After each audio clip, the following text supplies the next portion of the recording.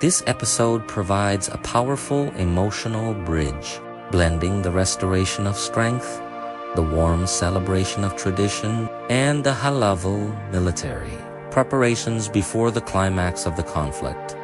The story begins with a heavy atmosphere in the Temple Alliance Command Center. The sky above the fortress is filled with dust, billowing from the march of thousands of troops. One of the most significant moments in this episode is the emergence of the Anzin clan, better known as the Nighthota clan. For thousands of years, this clan has been known as a very reclusive group, withdrawing from human civilization.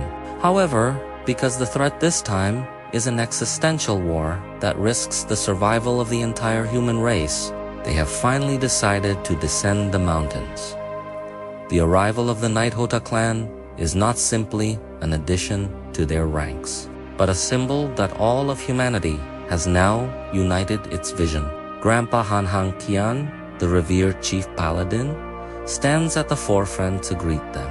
He has assembled all the elite troops and high-ranking officials from the 6 major alliances. There, gathered are legendary knights, high-ranking mages, deadly assassins, and even beast summoners. The atmosphere within the city truly feels like the last days of the world.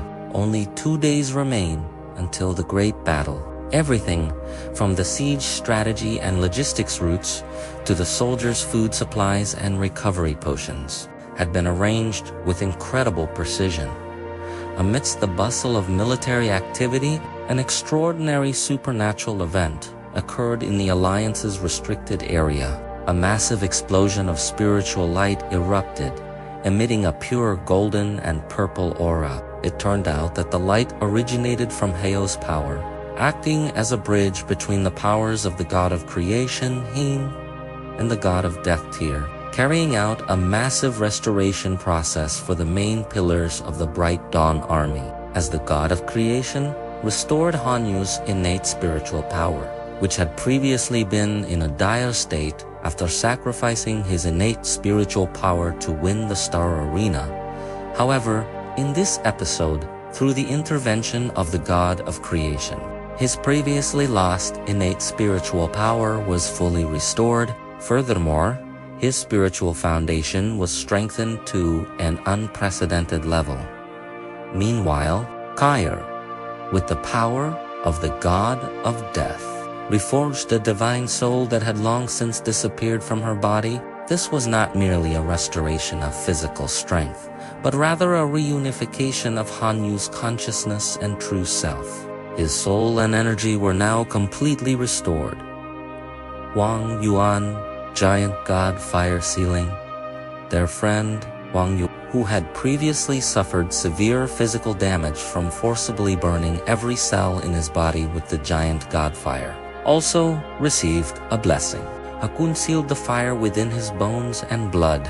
This allowed Wang Wan to summon the fire's power with greater stability, control, and far greater lethality without sacrificing his life. Once the two awoke in prime condition, a sense of emotion enveloped them all. They clasped hands and shouted a cheering chant. The Dawnlight Demon Hunter squad is always together. Their voices echoed, providing a huge morale boost to all the soldiers around them. Amidst this tension, an interesting plot twist occurred. The city sky was suddenly illuminated by thousands of magnificent fireworks. It turned out to be the Chinese New Year celebrations. The reason behind Demon Emperor Feng Zhu's delayed military action was revealed. The Demon Emperor was also celebrating the New Year with his race. Lin Xin took advantage of this moment to lighten the mood. He invited the entire squad and his comrades to a large meal. As a donghua rooted in Chinese culture, the details of this celebration are depicted with great emotion and joy. Lin Xin's mother has prepared thousands of traditional steamed buns and dumplings. However, the heartwarming scene turns comedic when Hao appears with its 9 heads. Each head devours a large box of food in seconds. Even Chun Benjian's Mat Pig joins in, finishing off the last basket of food that held the soldiers' hopes. Roasted chicken drama, Captain Han, you tries to salvage the situation by bringing hundreds of roasted chickens, but they are all devoured by Hao's greedy heads. Red envelope rang. The tradition of giving out red envelopes was very lively. Grandpa Hin and Grandpa Tier distributed large amounts of red envelopes, leading to a hilarious scramble for them. Lin Chun Chief Mage even summoned magic boxers that exploded in mid, showering the entire city with thousands of red envelopes.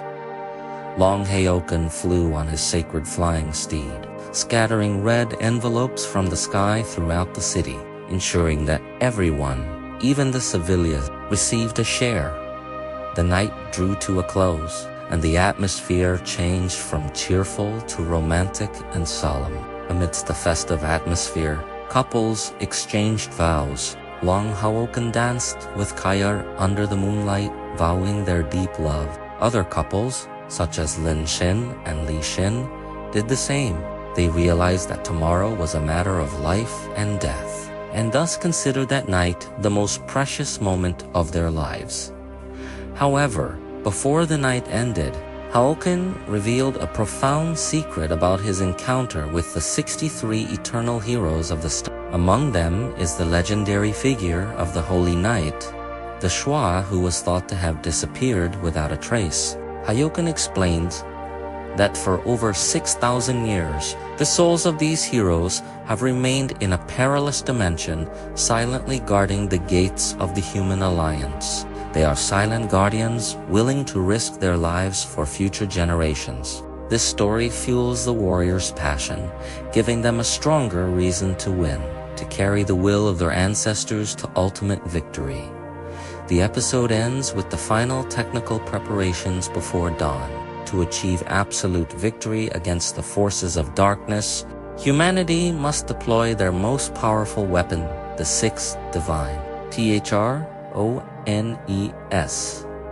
That never before in the long history of Shangmo continent's civilization has all 6 sacred thrones appeared simultaneously on the same battlefield. The combined power of these 6 thrones is believed to create a sacred energy capable of destroying even the most powerful demonic pillars. Episode 199 concludes with an epic visualization, showing a phalanx of elite knights led by the possessors of the divine thrones, preparing to charge into the front lines of the demonic defenses in the upcoming episode 200.